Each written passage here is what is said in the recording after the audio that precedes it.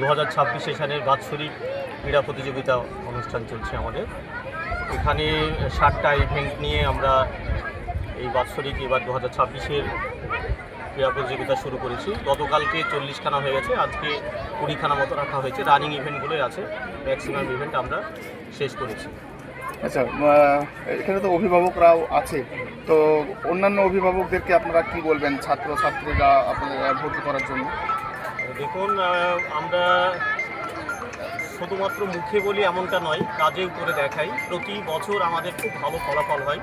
সঙ্গে সঙ্গে আমরা পড়াশোনার পাশাপাশি মানবিক যে বিভিন্ন বিষয়গুলো আছে সেগুলোকে তুলে ধরি এবং খেলাধুলা, সাংস্কৃতিক অনুষ্ঠান সেগুলোর উপরে প্রাধান্য রাখা হয়। আমরা প্রতিনিয়ত ভালো ফলাফল করি। এবছরও রাজ্যে আপনারা শুনে থাকবেন, কিছুদিন আগে 12-এর 3rd সেমিস্টারের রেজাল্ট হলো, সেখানে আমরা রাজ্যে আমাদের তুহিন আক্তার সে রাজ্যে 6ষ্ঠ এবং জেলায় প্রথম হয়েছে।